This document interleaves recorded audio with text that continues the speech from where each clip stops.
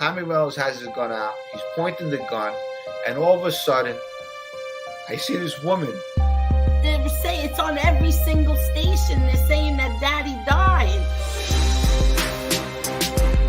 He said there was an accident and your father is no longer with us. In real life, I'm not like that. And the Mario test was disgusting. One night I jumped out of a car doing 60 miles an hour because I was addicted. Salute, Mob Tube.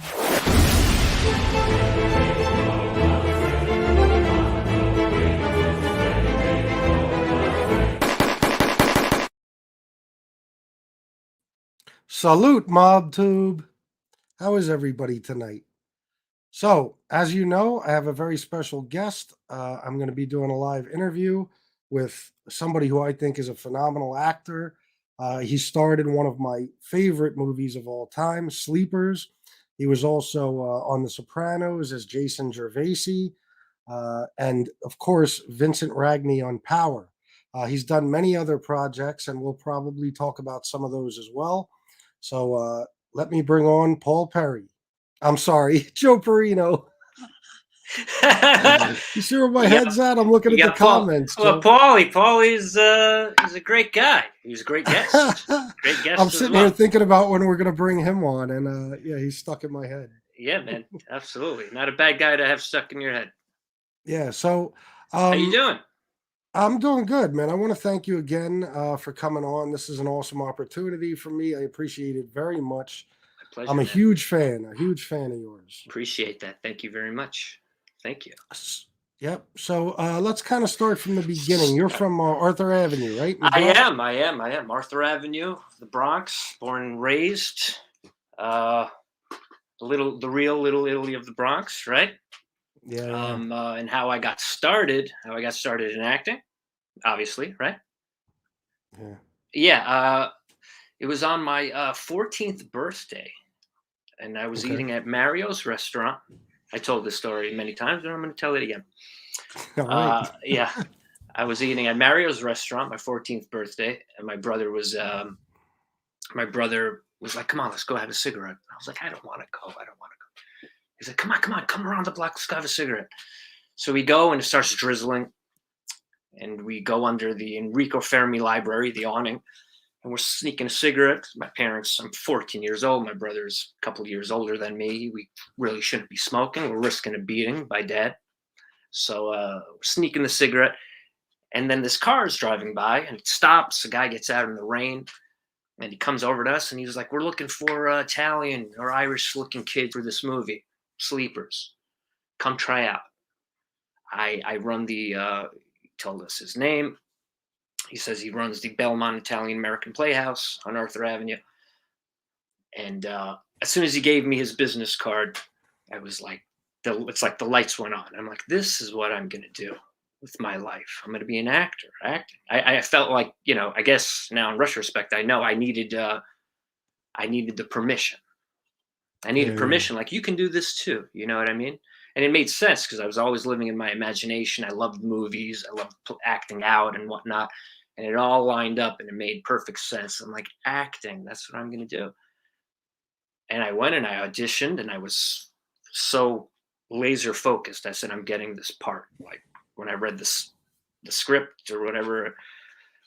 But this is how green I was. How absolutely green. So he's like, yeah, come next Tuesday to come try out. I go up the steps, creaky old steps, walking up the stairs to the playhouse. My brother, at the time, he was running down the stairs. He was like, yeah, I tried out. I suck. I'm going to the Yankee game. He was like, I'm not an actor. I'm going to the game. He's come running down. I go up. The casting director, which is funny. He's one of my best friends still, and he's a fantastic actor. He's like family, I know him for like practically 30 years. Marco Greco is his name, and he's a fantastic actor, writer, great artist. But he was helping cast the film, and he was running the Belmont Italian American Playhouse on Arthur Avenue. I get up there, and he gives me the pages, the size to audition for. And I reading them, and I'm like, okay, good. And calls me into the room, He's like, all right, you ready? I'm like, yes. He turns the camera on, and I started shaking. And he's like, okay. He turns the camera off, and he's like, Joe, are you all right? You okay, man? I'm like, yeah, I'm fine. Why? He's like, because you were shaking, you know? I was like, yeah, because it says above my lines, it says shakes. I thought that's the action that I have to do. He was like, no, that's your name. I was like, oh, okay, all right. So no nervousness. And then I did it. And, I guess I wouldn't take no for an answer, or, I did it. And he's like, it's a long shot, kid. This is very much a long shot. There's hundreds, if not, they're scouring the nation looking for these 4 kids, I think Elijah Wood was the first choice. Like he was looking to do the part. And then, after months of auditioning and them trying me over and over again with the hardest scenes, crying scenes, emotional stuff, after a while, I just got down to Barry Levinson. I come to find out while I'm well into filming that Barry Levinson said, listen, do you guys trust me, to the producers? Because they were like, this kid he's never done a play. He's never taken an acting class. We have nothing to, compare him to hold him up against. You want to give him one of the leads in this film. It's a emotionally charged, very weighty film. And he said, listen, you hired me to do this, to make this film. This is my vision. If you don't want my choices, maybe you don't want me to direct this film. So they were like, okay, we're gonna take the kid, and rest is history, I guess. Amazing. So I want to show some pictures real quick of you as Shakes, just so nobody gets you confused with a different character. There I go. Look at that young, handsome fella. Yep. There's you and your friends. Yep. My guys. It's Jeff Wigdor, Jonathan Tucker. Who's killing it as an actor, and the late, great Brad Renfrow. May he rest in peace. Yeah. And here's you, of course, in that. Yeah. That's a tough scene. Yeah. That's a tough scene. Well, there's a few tough scenes, and I, like I said, I had never been trained. Now, they had an acting coach on the set. A couple of acting coaches that were fantastic. But how do you like train a kid to like do a scene where he's getting raped, and then afterwards it's like, how do you train me at 14 years old to like not still feel like kind of uncomfortable, or in a way? And I remember one time we did the scene where my character, the scene with the rosary beads, it's a flashback scene. It's a short scene, but I'm supposedly getting Shakes' he's getting abused badly in that fucking scene. And they yelled cut, and I couldn't stop crying, and I was upset, and the actors were great, and I was like, get the fuck away from me. I just couldn't corral my emotions. I was very upset, and I was like, this is too much,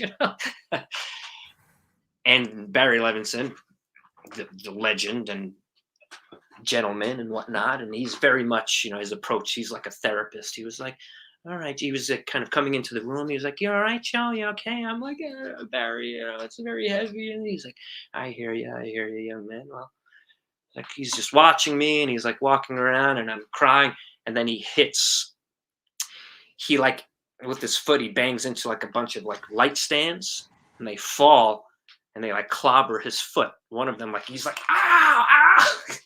And I started busting out laughing. I was pissing my pants laughing, and I was like, okay, I feel better. And he was like, oh, all right, you feel better. It took him nearly getting his foot severed for me to feel better, but what an experience. What an experience. The older I get, the more the more I marvel at it. My first thing, and I'm with these legends, De Niro, all these guys. Yeah, that's what I want to ask you about that as well. But what's it like when you're playing a character who's going through that experience? I mean, 14-year-olds aren't even supposed to know these things happen.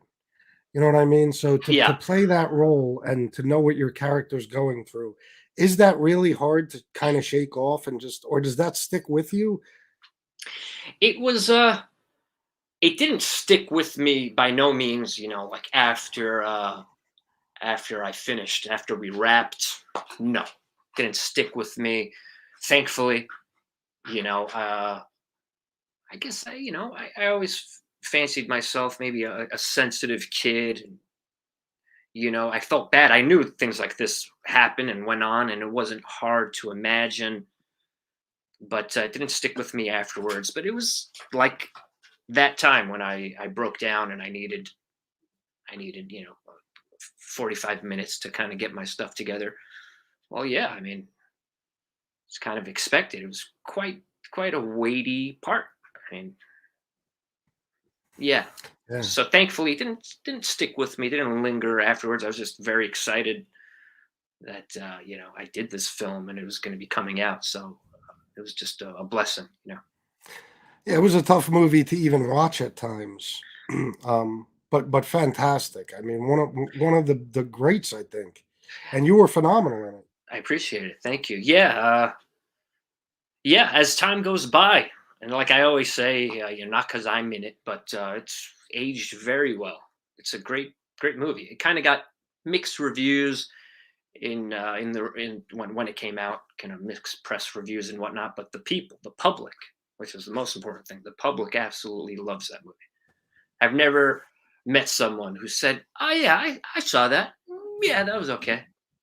Everyone's like, "Sleepers, I love that movie. I love that movie." So for the fans, the public absolutely loves that film.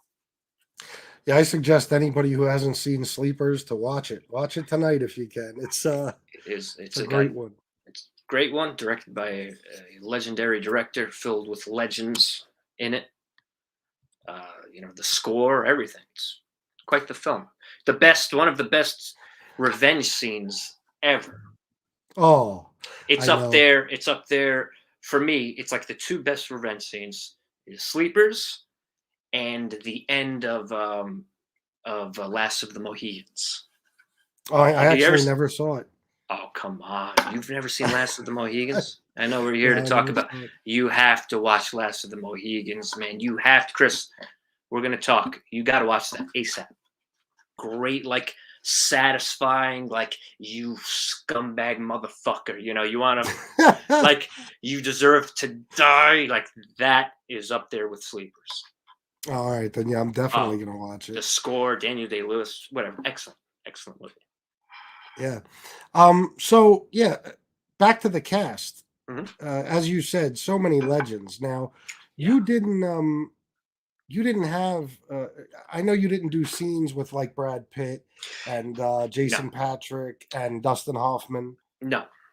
but you did with Kevin Bacon and Robert De Niro. Yeah. With Robert De Niro. Yeah. At that point, I knew who De Niro was mainly because of like my father and my uncle and whatnot. But I hadn't seen at that point. I'd seen his films like Midnight Run, stuff like that. I don't think I watched Goodfellas or I had seen I think The Godfather too at that point. But my father was like, "You do a movie with Roberto De Niro."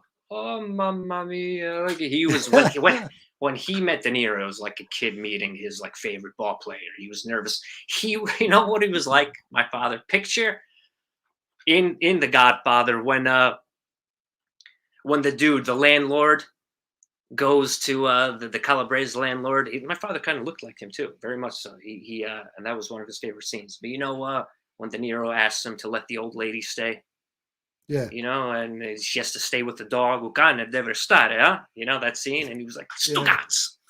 Yeah. When he goes back to like apologize and he's all like fumbling over himself, because he didn't realize that De Niro was like the Don of the neighborhood. That's how my father was meeting De Niro. Like he was like, oh, Roberto. Like he was, man.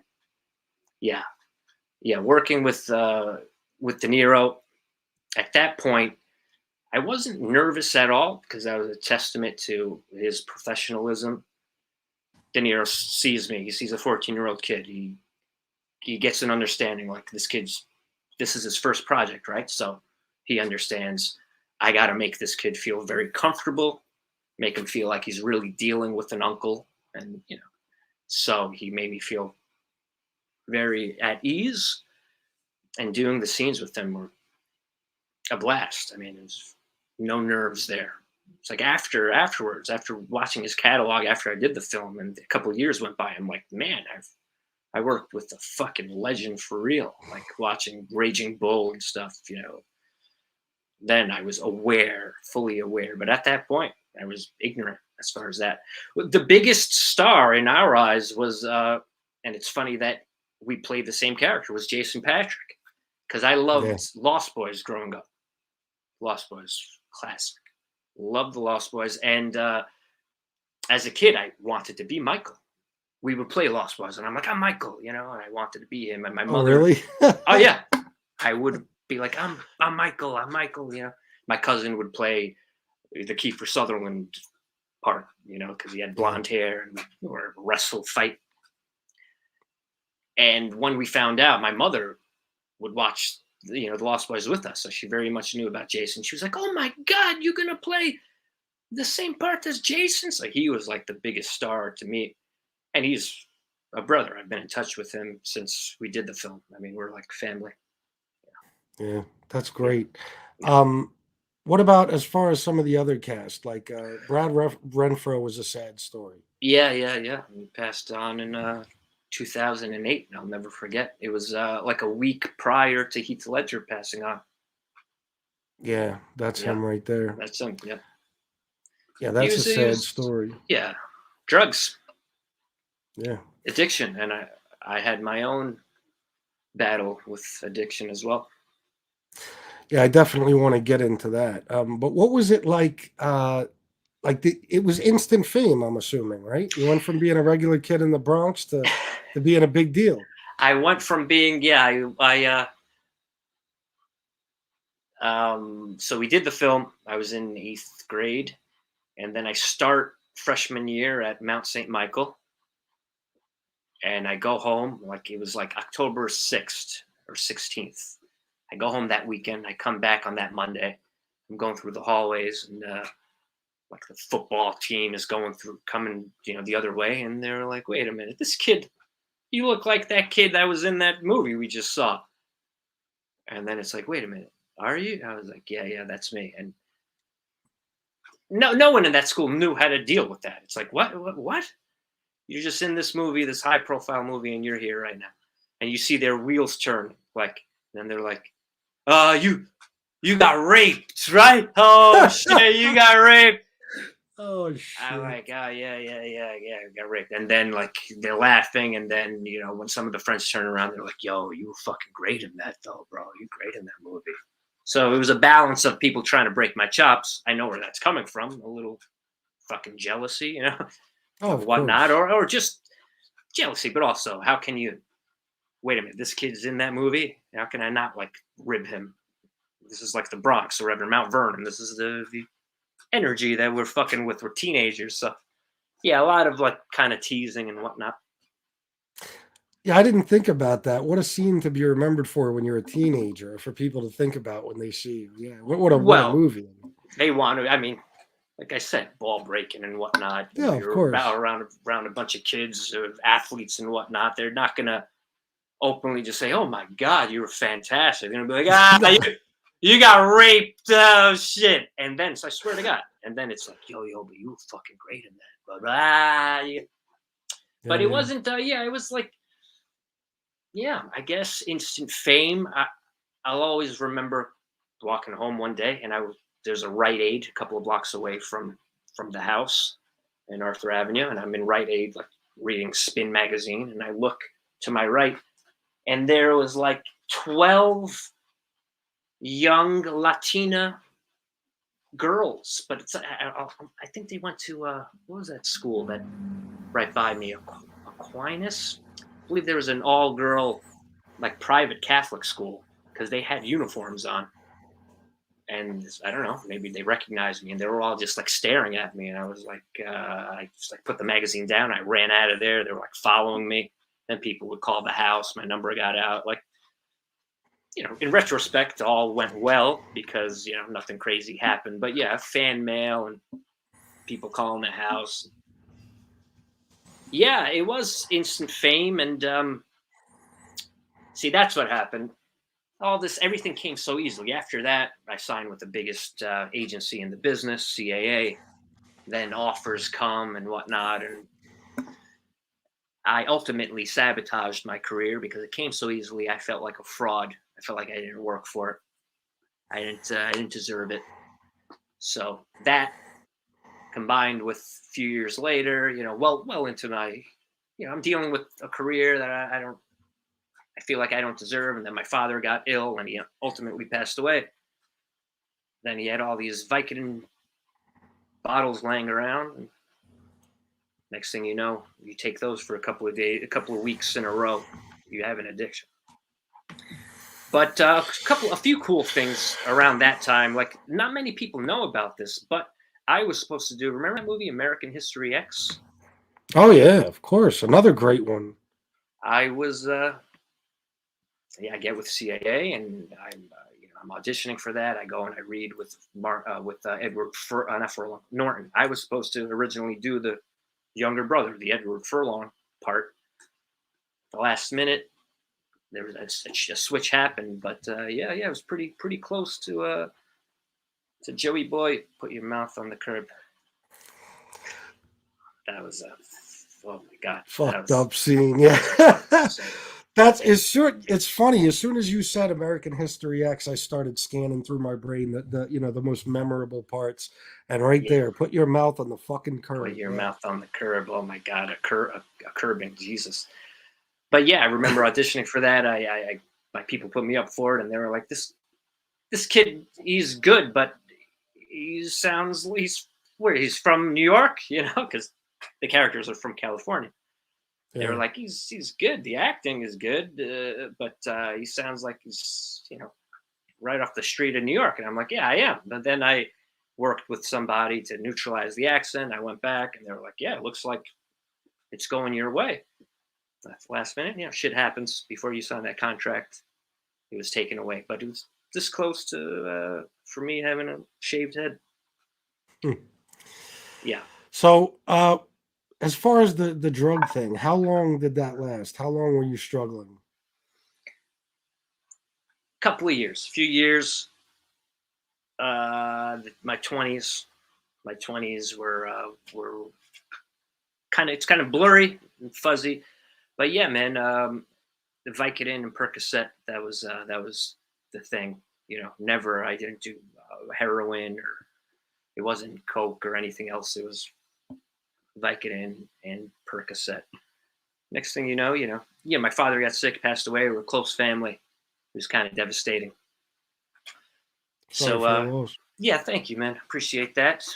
It happens, but that took up many years. Actually, when I was doing The Sopranos, I was still. Now I never, and I'll take a lie detector test, swear on the Bible. I never acted. Not even in a scene study class high in another state. Not even stoned, never. Always, this is the one thing that I held in like a high regard, a purity, a holiness. Acting, never acted. But like while I was doing The Sopranos, I very much had a problem.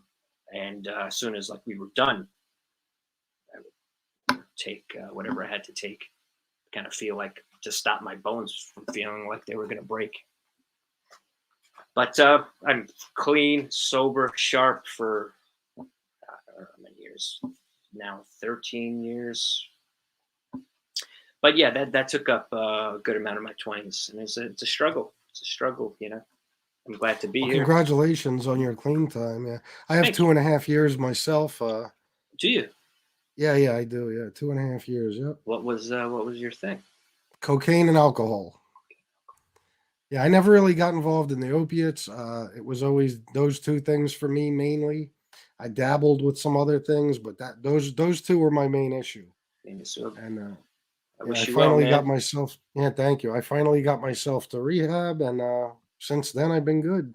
Fantastic. God Yeah. bless. Good for you, and you're doing fantastic with this. Thank you. So, now as we get to the Sopranos, right? Because that was the next big thing for you, right? Yeah. Well, that's definitely. I mean, Sleepers is huge, and then I worked throughout those years on a couple of lovely projects, but the Sopranos was like the next high profile project. Yeah, absolutely. Yeah, I didn't mention, of course, A Bumblebee Flies Anyway. That's a very sad movie. Very sad movie, and an indie, one of the last, I think the last film that the Shooting Gallery made, which was a very much an indie production house, established in New York. So I'm glad to have, worked under that banner. But yeah, it was great to work with Elijah Wood, and it was a great part. But yeah, the next kind of high profile thing was The Sopranos. Yeah. Yeah. And I I almost go turned ahead, that down. I when The Sopranos came out, I was aware it was something different, but when it first came out, I wasn't a fan. Oh, When it really? first came out. Now, please let me preface: it's the best show ever made.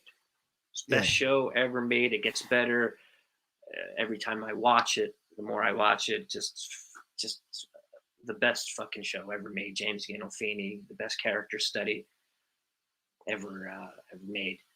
But when it first came out, I'm like, what is this? All this talk? I want to kill somebody. It was just, I was like, what? He's like a therapist? No, fuck out of here. And then like auditions would come up. I remember I auditioned a couple of times for other roles, and it went like terribly. And because maybe I wasn't prepared, and the casting director at the time, and huge respect to her, Georgiana Walken, but she didn't suffer any fools. I'm sure maybe you had other people on who touched on this. No fool. You have to come in, say your lines, do your job. If you mess up, it's like, get out of here, Yeah. I've heard that about her. Yeah. Yeah. But, Christopher Walken's wife, that's Christopher Walken's wife. Yeah. But awesome woman, legend, awesome experience. But when this audition came around, the Jason Gervaisi, I remember, like I said, I was fairly kind of disenchanted, maybe with my career. I was bartending at the time. I remember the audition came through, and I was like, I'm not going to go. I got a bartending shift. I think I was on the phone with my buddy, great buddy of mine, one of my brothers, James. And he was like, what's going on? I'm like, an audition for The Sopranos is coming through. I don't think I'm going to go because I have my shift in a little while. He's like, what am I hearing right now? Are you an actor or a fucking bartender? Like, what? I was like, what am I? You're right, James. You're right. And I hadn't even looked at it. I remember once I made the decision that I was going to go, I went and I looked at the scene, and I knew in my heart, I'm like, oh my God, I'm getting this. This is my part. I'm getting this part. I know exactly how to do this. I know what to do with this. I got the part. Yeah. Got the part. It was like that set was like being in the neighborhood. It was like walking into, one of the delis, They're all a bunch of East Coast people who are artists as well. I felt, a kinship immediately. Meanwhile, everyone's looking at me like, you're a new guy. You're one of the new guys on here. Everyone's very protective of everyone else, just like we understand. I mean, you go into someone else's neighborhood, everybody's going to be like, oh, yeah, how you doing? What's your name? Yeah, we've got our eyes on you. You got to make a good impression. I remember, I think I said that to like Gandolfini, and I'm like, I know you guys are very, protective and whatnot, but don't worry. You're gonna love me. I know exactly. I know what this is about. I'm serious about this. I'm respectful. Don't worry about it. It was great, man. It was great. Rob, I met another, I'm lucky to have met a lot of great people in my life who happen to be in the arts as well. Great friends who are like family. Another brother, my cohort in crime, the kid who plays Jason Parisi, is Michael Dreyer. He's another brother of mine, great actor, works like crazy.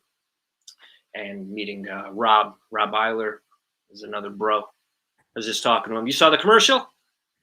Oh yeah, absolutely. I saw it. Yeah. I was very happy and very proud of Robert. Yeah. Best. Oh yeah, he was on last week. I totally forgot Yeah. he was on last week. That's right. Oh, Yeah, man, not only was he on, but I have to play this for you, and you tell me what you think, okay? I will.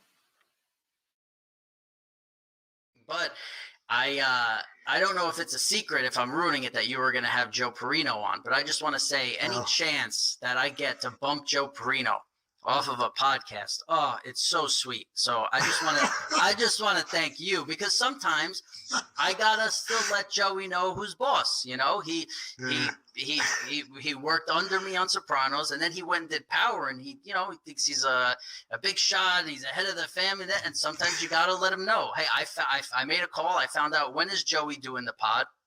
I heard it was this exact time that we're doing it, Tuesday at 5 o'clock. I said, you know what? I'm only available Tuesday at 5 o'clock then, because I want Joey to know. I want Joey to know that he got bumped, and it's your move now, Perrino. What are you gonna do, huh? That's hilarious. In all seriousness, Joe Perrino is one of my best friends in the world. He's like family, and he's really, again, just like Jamie, he's just such a great person, and I love him. Yeah, he's a great actor too, and I'm looking forward to having him on as soon as possible. Incredible actor, and like I said, if you ever want to have us both on at the same time, I'd love to come back with him. It's Robert, I would be honored, man. Anytime. So what do you think? Fucking Robbie, baby. Yeah. Oh no, he's a brother. He's a brother. He's talk about someone who really strives to be better for himself, and just to be a better human, to be mindful. I still marvel sometimes at this guy. I mean, Rob's come a long way. I'm not saying when I met him, he was a fantastic guy. We initially hit it off swimmingly, beautifully. But he definitely, he had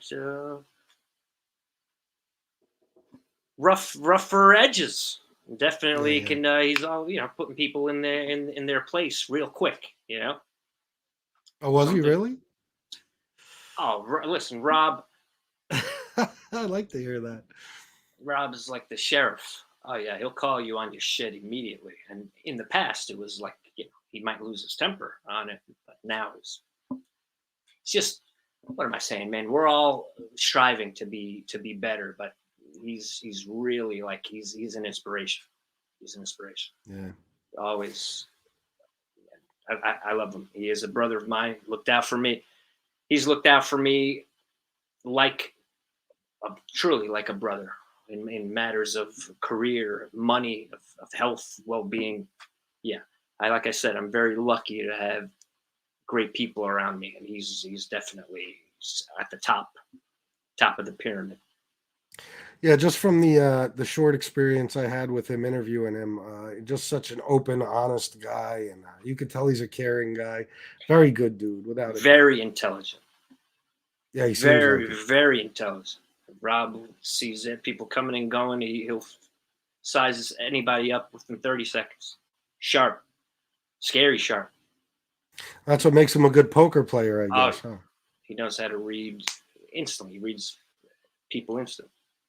Very sharp. I'm glad he's on my side. Yeah. Well, I had to play that for you. I thought it was funny. Hilarious. Yeah. He as soon as you hit me up, I'm like, and I told you, I'm like, I'm gonna break his chops now. And I'm like, you fucking bumping me? Let's see. He's like, well, that's right. I'm going wherever. Bumping you out of a slot everywhere, anywhere and everywhere. That's funny. No, I appreciate you being understanding on that. I certainly didn't want to lose the interview with you. No. Not at all, man. Not at all. So is that how you guys became friends, on the set of The Sopranos? We became friends, hit it off on the set of The Sopranos, hit it off beautifully. And then, after that was done, I would see him once a year. Maybe there was a couple of years went by. I wouldn't see him at an event, like kind of a Soprano-esque event hosted by people involved, like parties and whatnot, I would see him, and it was always love, 100%. And then, I didn't hear from him. We kind of like, it was like a once a year thing, checking in. Yeah. Always love. And then a couple of years ago, maybe forgetting the date, but a few years ago, he hits me up. He's like, I'm involved with this series. And let me say, this series, I don't think it's ever going to be released, but he's like, I'm involved with this series. They asked me, do you know another actor for one of these parts? For one of the leads. He was one of the leads. It was like 4 leads. Someone for the 3rd, 4th lead. And he's telling me while I'm in LA and we're driving around. Like, I just got to LA and we're like filming this project.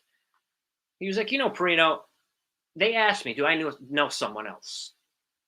And a good actor and that we want to be around. And he was like, you know how many actors I know? He's like, but when they asked me that, you're the only person that popped into my head. And he's like, I haven't seen you. We haven't seen each other in years. And I'm like, no doubt, Rob. We haven't seen each other in years.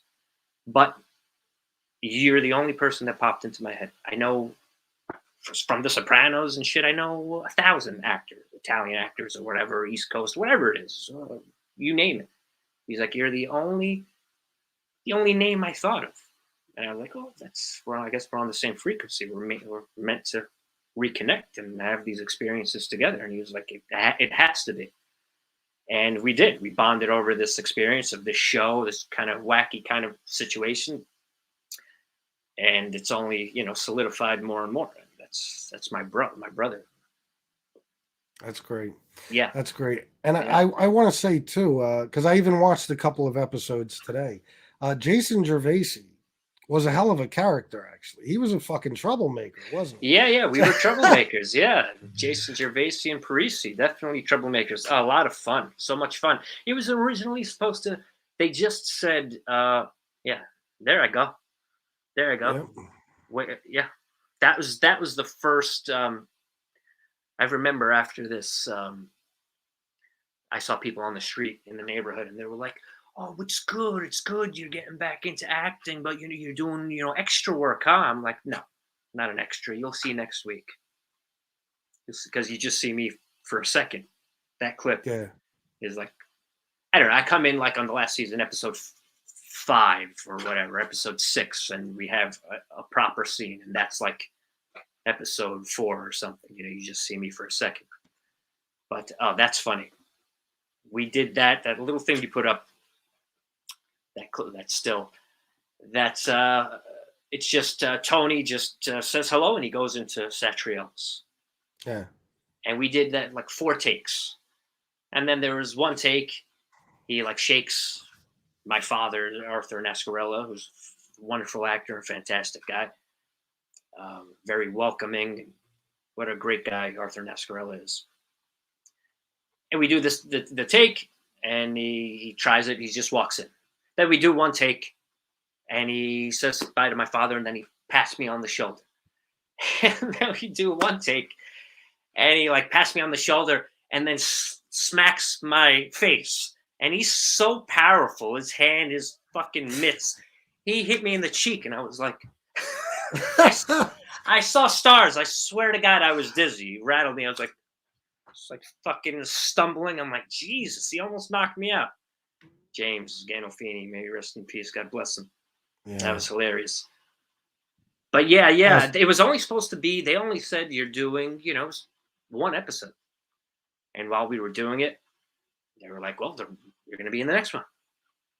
And I would, hug Mikey because we were partners in crime. I mean, wherever he was, I was mostly on the show.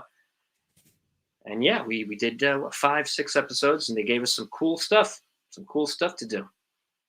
A lot of kind of violence and sex. Yeah, I'll say. Yeah. I worked with the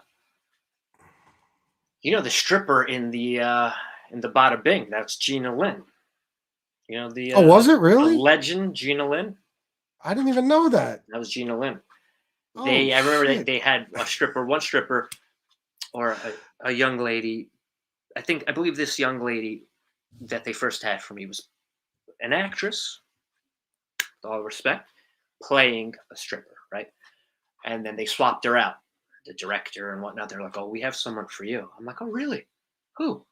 And then in comes Gina Lynn. I was like, "I know you. I'm a huge fan. Oh shit. Huge fan, Gina Lynn. I know your work, baby." Yeah. Oh, we all. Yeah. Well, I knew her work. Yeah. That's funny. Yeah.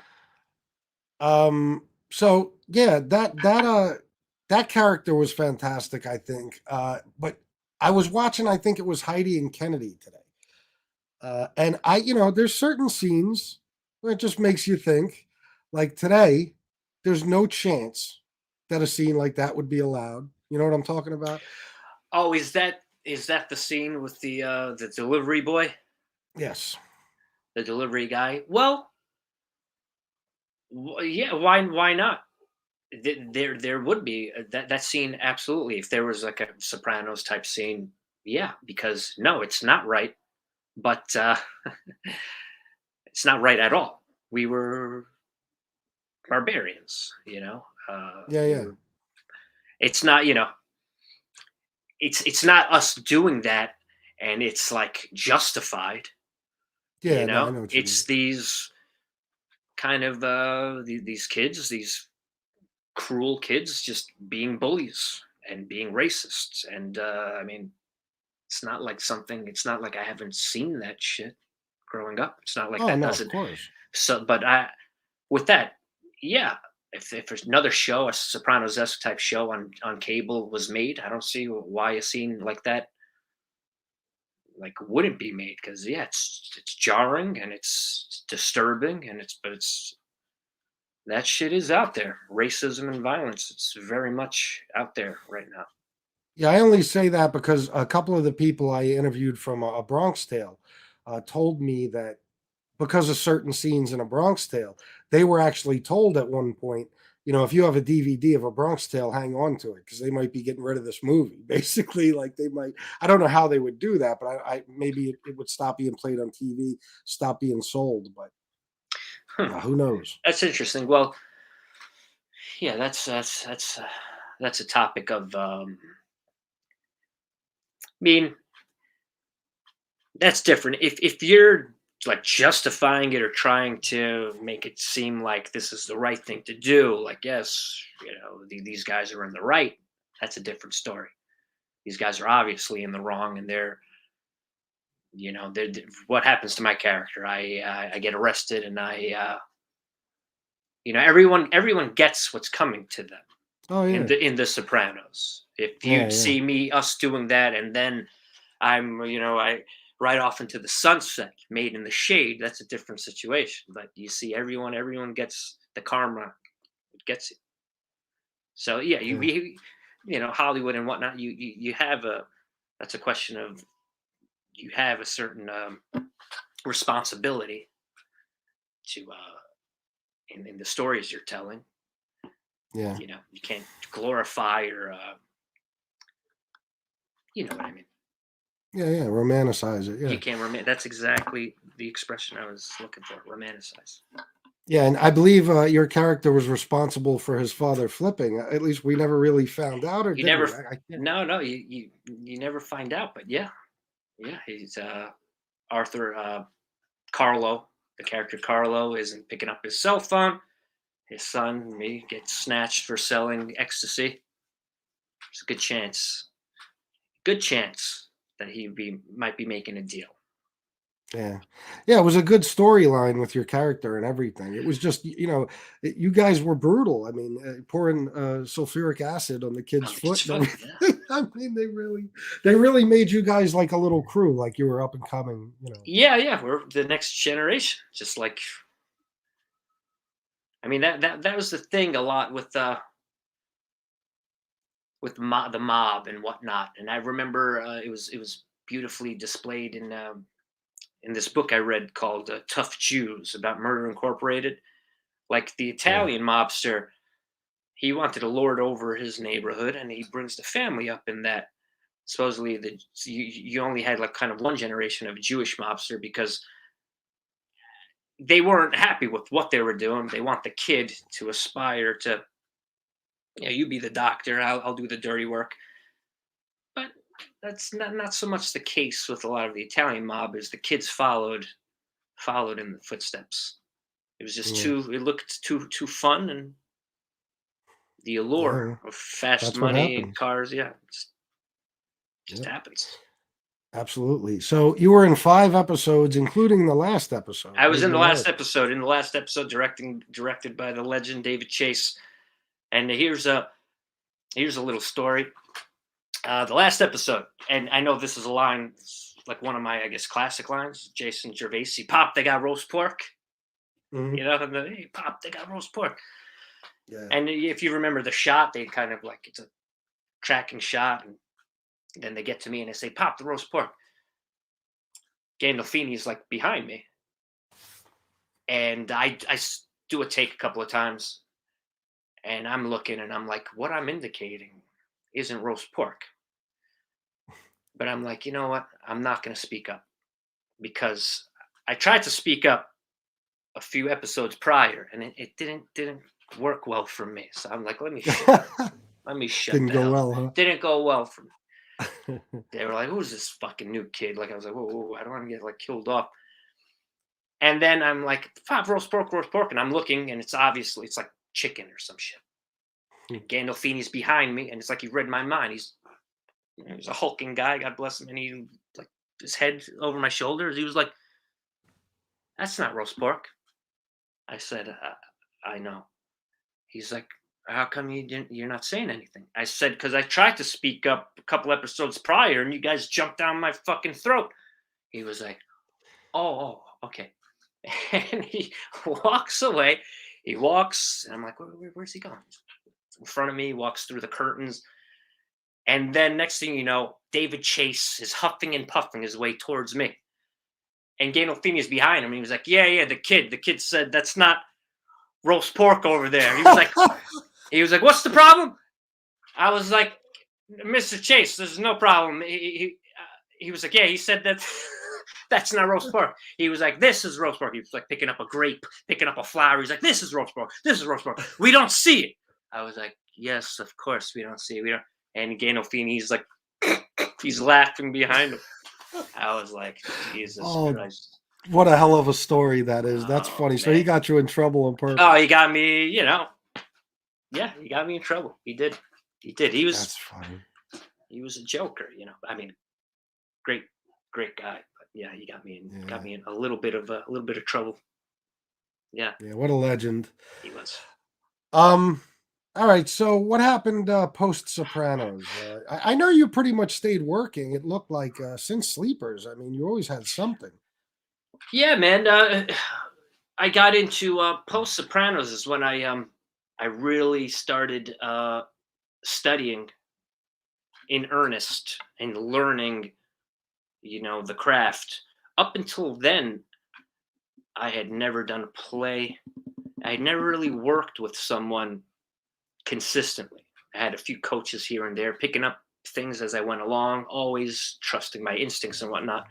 But if you see this woman back here, a picture of a young lady at a desk, that's our late grade acting teacher, my acting mother, I call her, Alice Spivak. She passed on. I've heard you speak about her, yeah. Yeah, she passed on. It's a little over a year now. And yeah, man, I started studying with her because I did a film with Vincent Piazza. You know the actor Vincent Piazza? He played, him. Mm-hmm. Fantastic actor, fantastic guy, another brother of mine. And I met him on a set of a film called The Assassination of a High School President with Bruce Willis. Yeah, Bruce Willis is in that. It's a comedy. We had a great time doing it. And I met him, and I'm like, this guy's got his shit together, and he's sharp. He knows what he's looking at. He knows what he wants from the scene. He's just got a lot going on. And I said, this is like 2007, like fall, late summer, early fall. And I said, "Who do you study with, man? Because I want to be down with that. I want to know what that's all about." And he's like, "I study with Alice Spivak." And I got into class, and from then on, it was learning the American classics, the just universal classics, and working on stage, working on plays, scene study, doing plays. Because of Alice and our theater company, I got to do two of the best parts for any actor, any American actor, or whoever. Danny and the Deep Blue Sea, this play that John Turturro originated in like 1980. But man, you see, you're not. Are you aware? Have you ever heard this play, Danny and the Deep Blue Sea? I don't think so. No. It's about a dude in the Bronx, neighborhood guy. It's a 2-person play, and real raw kind of. If you read this, you would instantly connect with it. Actually, Vincent's the one who told me about it. He was like, "Oh, you got to work on Danny." I did that. I did another play with her called Orphans. These real like meaty American classics. And so yeah, since after Sopranos, it was really learning and the undertaking of learning the proper way.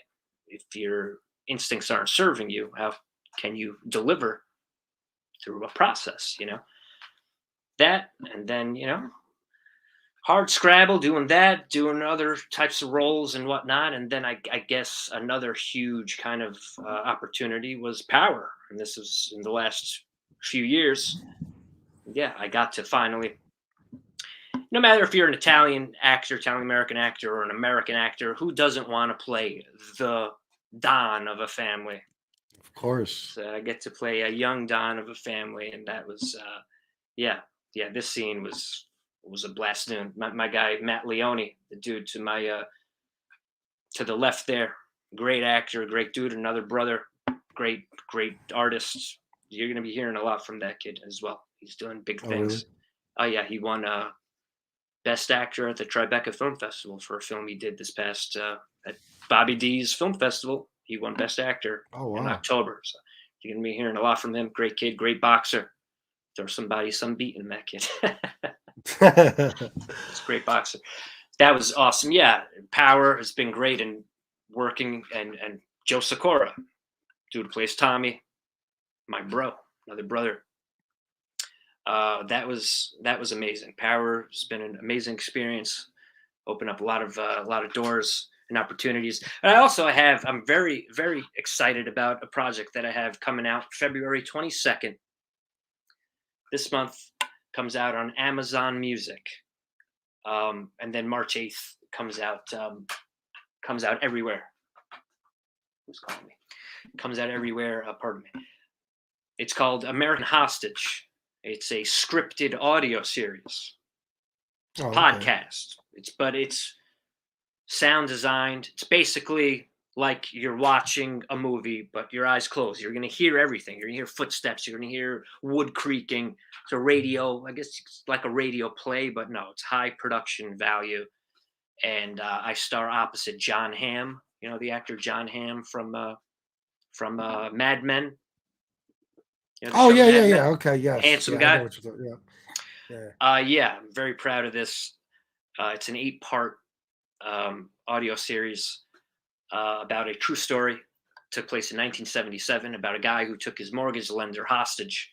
He tied a shotgun around his neck, tied a string from his finger to the trigger. So if he were separated from the hostage, the guy that I play is the hostage taker by the name of Tony Kritzis. He takes his mortgage lender hostage. Then he enlists the help of a local news journalist by the name of Fred Heckman, who Angel. Is that the Angel Gotti? Much love, Miss Angel. Yes, that's Gotti. John. That's John's daughter. Yes. Much love. I think we met, but much love to you and the family. Yeah, John Hamm, great John Hamm. He plays Fred Heckman, the journalist, and this guy Tony Kritzis. He told him that he wants a live news broadcast to air his grievances. And this is 1977, where radio was still king. Live broadcasts, tapings. Yeah. That didn't happen. this is it pulled the media into unprecedented territory that led to like protocol to them developing the 7-second delay. It was developed so you couldn't blow someone's head off on live TV and everyone see it, which was this close to happening in that situation. The guy Yeah. Tony Critzis, who I played, wasn't an evil man, but he had a short temper, and at this point of his life, he was desperate, profoundly angry, and the risk of a bloodbath was astronomical. He used his military training to booby trap his house. He had a lot of time to think about this. This was a very tense situation, and it's kind of like a Dog Day Afternoon type project within tone and whatnot. And very proud. We worked hard at it. It was a full-on performance. You just don't see it, but I was given a full-on performance, recording in my recording studio closet right here in the hallway, hollering, yelling, whatever, just being, in the spirit of the thing. And I did it with a lot of also great friends of mine, and very excited. Carlo Gugino is in it as well, and a few of my great friends, James O'Connor, Christina Brucato, Mike Dreyer. It's a family affair, but very proud of it. Very proud of this. So February 22nd, American Hostage. Check it out. That's great. Yeah, I definitely will. Just to go back to Power for a little bit, I'll tell you what, I never watched Power, but a few days ago, I just started watching some of your parts just to get familiar with your character. And I'll tell you what, you were so good that I'm going to start watching Power. I'm actually going to start from the beginning. I think, I yeah, think you did that. You're gonna like it. Yeah, well, I my mean, daughter's been telling me about it for years. It's her favorite show. Oh, how old's your daughter? She's 21. Wow. What did you have? You have them when you were a kid? No, I'm 42, so. I'm 40. But yeah, you had them when you were Well, yeah, 21, yeah. 21 years old. Yeah, God bless. You have one child? One child. I have a couple of stepchildren, but yeah. God bless, man. Yeah. Power is a huge crowd pleaser. Everyone is, great on it. It's got a lot of action, a lot of what people want: action, comedy, sex. I'm in 2 seasons, season 5 and 6. But yeah, Tommy, man, Ghost, Omari Hardwick is fantastic as well. And Tommy, the character played by Joe Sikora, he's the people's champ. You're gonna love him. Yeah. You're gonna Well, love he's him. the one that he kind of brought your character to an end, so to speak, isn't he? Well, yeah, he's the one who gives Vincent a terrific beating, terrific head up beating. Yeah, yeah. Tommy is the guy, is a one-man army. But it was such a fantastic experience. The creator, Courtney Kemp, so generous, and 50 Cent, all the people. But Courtney Kemp was, she's a powerhouse. Yeah. So you were in that for 2 seasons. 2 seasons. And the final season, right? The final 2 seasons. The final, yes. Season 6 is the final season. Yeah, and I'm Okay. yeah, I believe, was I in the very last episode of the season of the series? I believe I was, or the second to last. But yeah, man, and that has the new spin-off, the Tommy Show. It's called Force. That just dropped last week, the first episode. It's great. It's great to have the character back, and there's so far now 3 spin-offs on. Wow. So yeah. Yeah, my daughter was telling me a little bit about it today, filling me in some more. But yeah, I'm going to start it from the beginning for sure. Yeah, definitely check it out. Yeah, so that was a big role for you also. I mean, that was huge. Yeah, that was it's a big thing, high profile show, large fan base. I mean, the fan love is crazy. The last couple of years has been interesting with the face covering and whatnot, but I've been spotted through the face covering, through masks, through wearing a hat. I don't know, someone, they recognize my eyes. Seriously. So walking down the street, a guy in his car, I'm masked up. He was like, "Oh shit, are you Vincent?" I was like, yeah. Yeah. Yeah. It's funny. You look different to me in everything. Like in the Sopranos and Sleepers and Power. I don't know why. I just. Well, those are. It's interesting that I look different because it's from Sleepers to The Sopranos to Power, years. I mean, Yeah, yeah. I look different in the roles, and I try to find a way to look different. Or like every role, you want to look different. Every role you play, but it's That's like true. 10 years. It's like 10 years in between I guess so. those Yeah, I guess I roles. didn't look at it that way. Yeah, Yeah. yeah, it is. But you So, still look young. You still look well, very young. thank you. I appreciate it. You said you're 40 now. 4 years old. Oh, not bad. 4 All right. years Well, old. you've had a hell of a career so far. That's for sure. Well, I appreciate it, man. I'm just, just trying to stay as active as possible and create with my people, with my network. I had like one of the best weekends of my life. Seriously, a couple of weeks ago, I went away. I went to see my good buddy Joe DeVito, another guy you're going to be hearing from. Uh, we're creating my buddy Connor, James, our other buddy came up with us, Kevin. But yeah, we went up to visit my buddy upstate. We had a blast. We filmed scenes, creating our own stuff, seeing what we can do, what time, how we can film this. Can we film a scene in an hour, in 2 hours, And it was a million laughs, just creating and laughing with your people. Nothing better than that. So it's just, living life, trying to enjoy it as much as possible, and That's great. Make the schkarol. Yeah, that's what it's about. I'm glad you're doing well. I really am. I Appreciate followed it. your career, and you're definitely someone to be admired. Thank you, man. I appreciate really that. am. My I appreciate followed it. your career. How the hell did that go on? I have no idea. My phone just started playing YouTube. I'm sorry if it cut you It's off. okay. No, not at all. Not at all. Yeah, no. Much respect to you and what you're doing. You got a great Thank fan you. base, and I wish you well. Thank you. I appreciate it. One other question, real quick, before, if you don't mind, I'm going to bring our Please. friend on. Not at all. But I just want to ask, because I don't want to forget. I don't want to leave this one out. 50. What kind of relationship did you build with him? Oh, 50, the boss man. I mean, 50 is like, what does it? A testament to the icon, living legend of 50 Cent. The guy who makes everyone he meets feel like the most important person, that he's met. A look in the eye, gives you the time of day. He wants to hear what you have to say. I mean, the relationship I have with him, it's nothing. It's a relationship of admiration and respect, and I hope to be in business with him for a long time. But yeah, that guy is a very busy guy. You see him; he's everywhere. Very Yeah, busy well, guy, look, and it's a good friendship to have, because you never know what he yeah. might have coming in the future. No way. Yeah. No, I'm so grateful for him. Nothing moves without him, especially in the Power universe. But he's a mega icon and very powerful guy, and sees me. Now this is something. We're at the where I was at the Canaan premiere. The Canaan premiere.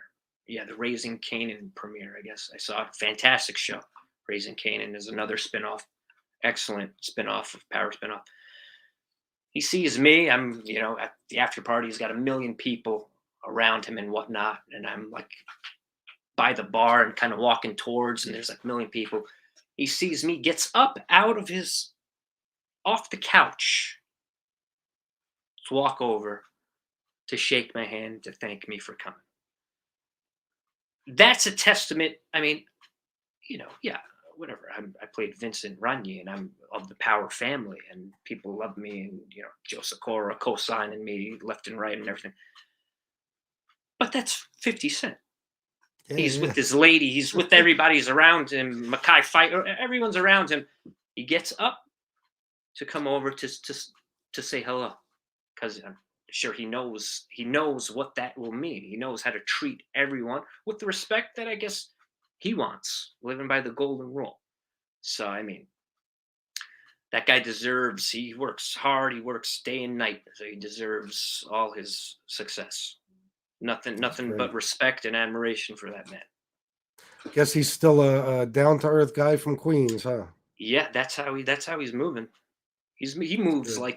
like he just started, like he's hungry. I mean, you can only admire that guy. That guy is truly one of a kind. That's the only way to make it, I guess. Yeah, man. I mean, he has. I don't know if a hustle muscle like that has to be born, because I one of my best friends who's a brother of mine from the neighborhood, my buddy Tony. He was born with this like hustle muscle, and some people are fucking born with that. I'm not. I wasn't born with that. The day and night like hustling, if anything, there's more of a balance. You hustle, and then I like to enjoy like some downtime. I like to drink a few beers, have a few laughs and whatnot. It's not always thinking about how am I going to build and continue to expand and whatnot. And I have much respect. It's not always about that for me, but there's some people who are just that's what they know. Just how to build and expand and succeed and all that. And that's 50 Cent. How'd you like seeing him at the Super Bowl? Yeah, epic. Like the best halftime show ever. Ever. Absolutely. And it brought me back to, I remember when he came on the scene. I remember 2003 when Get Rich or Die Trying came out. These videos started dropping and the songs started hitting, and the streets were bumping that like crazy. Many Men. Yeah. Like crazy. Many Men. Huge. Best track. Yeah. Oh yeah. But no, that whole album is a classic. Patiently Waiting too, I love. Patiently Waiting. Yeah. I love all of them. I love, definitely the street rap, trap rap. Was a huge, listened to a lot of that for many years. So, yeah. Well, that's our generation pretty much. Yeah, man. Definitely. All right, so let me bring our friend on. Now, in the beginning, I totally fucked up and said Paul Perry, and this is why.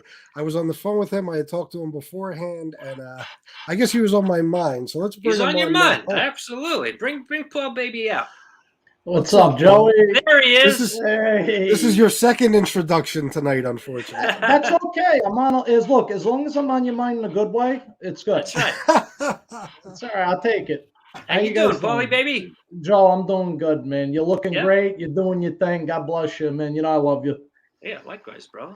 Absolutely. Joe's such a good guy, a good person, man. I'm going to say this, Joe. I know you from when we were just in kindergarten all the way up, man. And, some people get into things. Joe was destined for acting because he's always been a charismatic. He could make you feel good even when you're miserable. Joe didn't know this till years later when we actually got together for our annual Christmas dinner. So Joe didn't know that my parents were going through a really shitty divorce at the time when I was in 8th grade, but no one knew about it. But every day Joe would make me laugh. Never spoke about it. I was embarrassed about it, but Joe would always make me feel good. He was a funny fucking guy. Joe, you're a funny kid. Some of the shit. We laughed. We laughed a lot. We had memorable times, man. And the friendship is what I value the most. Absolutely, man. You can't buy genuine friendships. Just a good person. He's down to the bone. I want to thank you, Paul, for obviously you helped set this up. So I want to thank you for that. Yes, he did. Paul was key. I had the feeling Joe did not want to do this under any circumstances, and Paul just kept breaking his balls. That's what I felt like. No, I didn't. Now I'm aware of the show, and I will definitely check it out. I'm going to watch your show, but I wasn't aware of this show, Chris. And he told me I did this show. I don't know. I'm all about fucking breaking balls, but he told me about he did this show, and he was like, "You want to come on?" I said, "Absolutely." Absolutely. Paul had a great time. It's just great for people to get to know you for who you are. I mean, you're very talented. You play so many roles. Your dynamic is there, Joe. But I know you as Joey. And he comes from a fantastic family. Everybody always asks me, "Oh, you're so humble. You're a nice guy." Look at this guy. That's the epitome of humble. Joe's always been who he is. He's a genuine guy. Well, I guess I appreciate that. Likewise, Paul. I guess I don't know. We were lucky to have maybe the parents we have and the environment that wouldn't really allow much of a huge head. Catch a slap. Well, remember what we always say: we don't forget where we came from, right, Joe? We don't forget. I don't forget where I came from at all. We don't. We never do. Mine. I don't forget where I came from, and my vision though is on where I'm going. Amen. Yes. Yeah. And I'm going to blow up Joe's spot right now. I'm going to put him on the spot because we've spoke about this privately, and I have the text saved. But it's not if, but when Joe wins his Academy Award, I am DJing his after party. Hey, we made the deal. And it's official. It's out there in the metaverse. That's right. You got to put it out. Can I be a special guest DJ or what? Absolutely. Absolutely. I definitely see it coming for you, Joe. I can't believe you didn't win one already, honestly. Wow. I appreciate that, guys, man. What can I say? Thank you. I appreciate it. Just I enjoy I love acting. It's kind of like the only thing that I love that I feel good like doing that. I love it, and I it's just something that I feel compelled to do, and I hope to do it until the day that I transition, and appreciate the love. I appreciate it. And I'll say this real quick. For me, acting was an experience, a life experience, which I love. But for Joe, it's life. And he cherishes the art and the craft. And it's in his blood 24/7. He's amazing. You really are, Joe. I love you, man. I'm so proud of you on everything that you do. I appreciate it, Paul. I love you too, bro. What can I say, man? It's a blessing. The friendship alone is a blessing. God bless. I appreciate that, man. I friendships, relationships, I agree, especially now with COVID, especially, you come away, you have to come away like understanding what's the most important thing. What's the most important thing? We're health and your network, your relationships. I mean, these genuine things, these true things. Yeah. I mean, it's the truth. I mean, we get together every year for Christmas. Joe, our good friend Stefan. That's right. Some of these are guys that we went to elementary school with. Yeah. And I remember the first time we actually got together, Joe and I hooked up early. We got there early. So we started drinking right away. We were like, all right, we're gonna get tuned up. We got to break the ice. Joe leans over to me and says, I want you to know something, Paul. He goes, I only got a small group of really close people, and you guys are part of it. And, given with what Joe's accomplished in his life, I could see how it would attract a lot of, especially our neighborhood. You get people coming out of the woodwork. That's my buddy. That's my friend. He's just always been to me, Joey, and he'll always be in my heart, Joey, because. Well, I know you, Jesus. I know you. Diapers. Yeah, somebody just asked here if you guys have known each other since kindergarten. This is correct. This is correct. Yeah, been friends. I want to say we've been friends since Joe Perrino Incorporated. Of course. Friends for how many years now? 34, and 35 years if you want to be exact. That's insane. Joe, are you still in the Bronx, Joe? No, I live in Manhattan. Oh, okay. All right. That's close enough, though. Close enough. You want to talk about an experience? I got a little crazy Mario and Shakes on here. This is unbelievable. That's right. The guy once in a lifetime. No, the guy in the middle is the one that's carrying this. I'm just an appetizer. That's the guy you want right there. No. Hey, man, listen. Yeah, close enough. I get back to the neighborhood a couple of times a year. I go back a couple of times a year. I'm craving Catania's calzones, the best calzone. Chris, you ever you ever been to Arthur Avenue, Chris? Where are you No, from? Chris? not the Bronx. I'm from Queens originally, but I've never been to the Bronx. Never been to Arthur Avenue?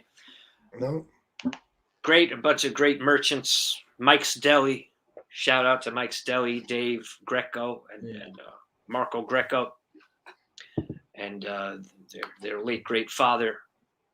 God bless him, rest in peace, the whole family. But Casa del Mozzarella, Catania's, Full Moon, all these great guys, great merchants.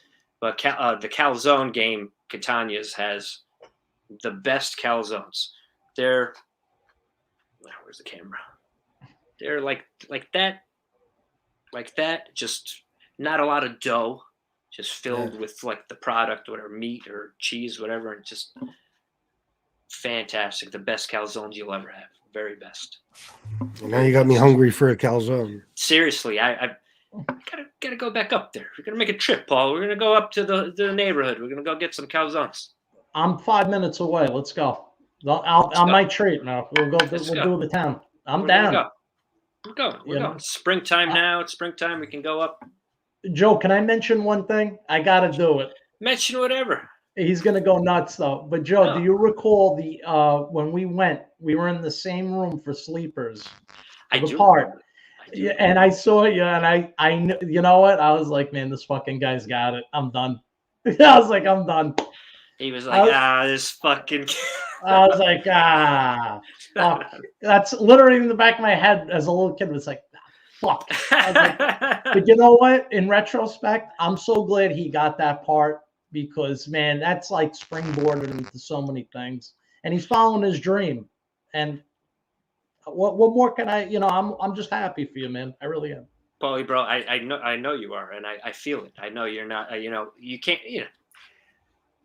If you felt a certain way, I would have sensed it. You know what I mean? Like you sense that if someone's like, and I'm not even saying that wouldn't even be something that you can hold against someone if they're like, you know what, I really wanted that part. Like it hurts. You can understand that, but no, you seem like you got over that 1, 2, 3, and you were just nothing but a bro. Fucking yeah. So I believe you, and thank you. I know you're very supportive. Yeah. Yeah, a lot of friends would be like, "Fuck this guy, I'm done." You know what I mean? I could have changed my life, but Paul's a good dude, man. Paul's a great guy. Yeah. Paul wants nothing but the best for everybody. So. Not for a second. He wasn't. Not for a second. Any type of way. No, listen, and where we come from, look, we see a lot growing up. We see people take. When you start to give back is when you really feel good. That's what I feel. I'd rather give. Amen, Paul. Yeah, we come. You come from. We all understand people operating from a place of lack, of survival, right? When you're coming from certain neighborhoods, outer boroughs, whatever it is, just a mindset, a mentality. If you're like, there's not enough for all of us, so you operate from a place of survival. I want that, and we were surrounded by a lot of that. So to break free of that, to understand that that's bullshit. That's not the way to be. It is the way to go. I mean, we got to support each other. We got to be happy for each other, and know that there's what was it like working with John Hamm? We got to know. I'll get to that. We got to know that there's enough for all of us, for everyone. Yeah. So abundance. There's enough for us. Everyone eats. There's enough. And what's meant for you is yours. You know what I mean? So that's the biggest thing. Yeah. Amen, Paul. Yeah, we got to support each other and know that there's enough for everybody. Absolutely. What was it like working with John Hamm? Yeah, can you take just a few questions? Yes, Joe? absolutely. Working with John Hamm was fantastic. To now how we did it was, I recorded in my studio and he was in his, and we were on a Zoom with each other. but I kept myself in the dark. I thought it was fitting that he didn't see me, because the majority of our interaction and the majority of the interaction of these two guys in real life in 1977 was over a phone. Yeah. They weren't in front of each other until the very end, and you'll hear that in the audio series, the podcast series. In the last episode, we meet face to. I mean, you'll hear us meet face to face. You're not going to see it because it's an audio series. But I kept myself, like, the camera off, myself in the dark, and working with John Hamm. I mean, he's a star, a pro, and how we, the relationship is a tense one. He's trying to keep my character calm and in the right frame of mind to not blow this guy's head off.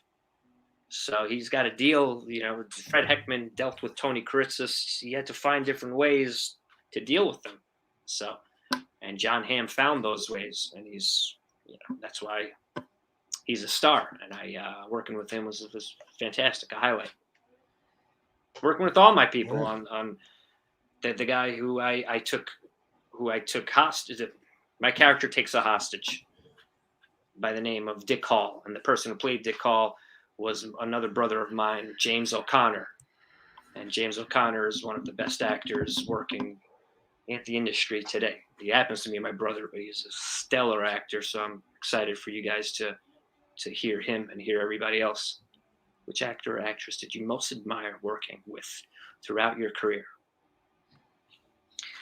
Man, like I said, that's got to be a hard one for you. I'm lucky. I'm lucky to have met a lot of great people in life, great friends, and thankfully great actors that become friends of mine. What's his icon? 10th and 48th, The Westies. Great book. Who do I most admire working with throughout your career? So many, man. But who's jumping to mind right now? Like recently, my people working on Power. I mean, like Joe Sikora, who plays Tommy. Just a great guy. So generous as far as being like the number one, a star of a show. So incredibly generous and thinking about the show, the integrity of a show, not his part. It's not like he wanted, I got to seem like I'm cool or this way. If it works for the scene, it works for the scene. If it works for the characters, it works. So he, Joe's up there, Sikora's up there.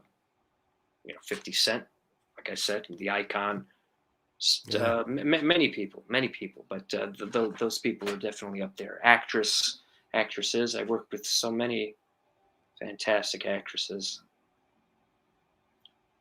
Just one of my another, like a sister of mine, an actress, Christina Brucato. She's on the audio series. Such a fine, incredible actress, hilarious and nuanced. It's like, I'm surrounded by a lot of great souls with incredible talent. A role you wanted but didn't get. Role I wanted but didn't get. I have to say, what's up there is American History X. It's a role that I thought I had. My agents at the time, it was CAA. CAA, I think they still are, but they were. If they're not the best, most powerful agency out there, then they toggle between number one and number two. But they were, at that time, they were the best powerhouse. And if they were telling me, like, yeah, you got this part, I thought I had it. And then a couple of days later, they're like, yeah, no, you don't. So that's one. American History X is one. That's. I think that's maybe the biggest one. I got one to add, Joe. Not to what is it interrupt called you again? when you're done. No, I got to. No, Miss Angel Gotti. Miss Angel Gotti. What's it called again? It's called American Hostage. American Hostage is the audio series. I'm gonna blast it out like crazy. I'm gonna make sure nobody forgets. Comes out February 22nd on Amazon Music, and March 8th everywhere else. It's All right. it's kind of like a first kind of thing of its kind in a way. This is like new terrain. You know, they have other audio series or podcast series like that are scripted, but it's not fully scripted. This is basically a TV show that you're not going to see, but you hear all the nuances to it: the music, the score, the creaking of the wood, car doors slamming. So, yeah, it's very immersive, and I couldn't be more proud of a project. I'm gonna check it out, Joe. You know I'm into that. I'm all into that kind of stuff. I got one thing I want to say to What you. was she asking Yeah. about? The project or American History X, the movie? That No. I think she was talking about the project. the I project. think it was a project. Yeah. Well, American History X is the movie that I wanted to do, but I didn't do. Well, what's that, Paul? I'm gonna say I've said this to you many a time, so I'm gonna put Joe again on the spot. I always pictured Joe in a World War II movie because he has that look, Man. and he World War always II. wanted to do one. Yes. And Oh, geez, yeah. All right, now you're bringing up the. Now you're getting the blood. The Joe's blood getting. running. I had to. I'm sorry. I had No, to. not at all. Band of Brothers. Band of Brothers is one, but not Band of Brothers. I wasn't up for that. I was up for the sequel called The Pacific. Really? Remember Band of Brothers? Yes, I do. I Do you have. remember the second part, The Pacific? You watched the second? I don't remember that. Yeah, it's another 12-part miniseries, HBO. Oh, Mm-hmm. man, I wanted that. And now they're coming to me, Paul. Another one. I remember I got a call from my agent at the time, and they were like, Ridley Scott wants to see you. He wants to see you for Black Hawk Down. Remember that movie? Yeah. Oh shit. Yes, I do. I have it. That's. I don't know what happened with that, but that happened. My agent at the time with CAA, he was like, "Yeah, Ridley Scott, he wants to see you for Black Hawk Down. He wants to have a meeting." I remember I ran and I like fell like down the stairs because I was so excited to tell my parents. I was like, fucked my knee up. I think that's where I messed my knee up. My knee still hurts to this day. It's funny, bro. What about Fury? I could have seen you in Fury. Oh yeah. But You have that look, man. a war movie, yes, a war movie is up there. As far as people are saying, what movie or project did you want to be a part of that you didn't? But as far as like genres, a war movie. I have to. That's definitely something I want to do. A war movie. Yeah. That is a tough question. Question for Paul: who's better looking, Joe or John Hamm? Well, it's an easy question. I mean, look. Better Joe, go my way, Paul. Better go my way. Joe tends to pull off a bella figura. Look at that facciabello right there. He's a handsome bastard. What do you want me to do? Good friend. Good friend. I couldn't let him near my wife. I had to make sure that, we were married first because I was afraid she'd be like, what am I doing with this fucking guy? He's just in the Bronx still. This guy's the actor. John Hamm, that handsome son of a bitch. He is. He's a classy dude. I like him. Yeah, he's a great actor, movie star, icon, like a screen icon of a matinee icon, a matinee idol of like the Hollywood of old. He looks like Cary Grant or something. Yeah, he definitely has a nostalgia look to him. I agree. Yes, yeah. It was great. Yeah, great working with him. Yeah. What else? Yeah, I'll what let else? you know too. Angel reiterated she was talking about the upcoming project. Yes. American American Hostage. Yeah. Maybe I can.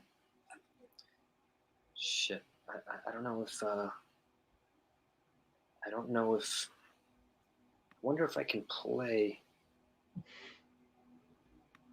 I was about to ask you. You got something you could tease us with a little bit, if it's all right with Chris. Sure. I think I can. Will I get a copyright strike? Well, no, it's going to be released soon. I just don't want to. I think this is a locked. Yeah, this is the locked trailer. Maybe let me see if it's. See if I could play it for you. All right.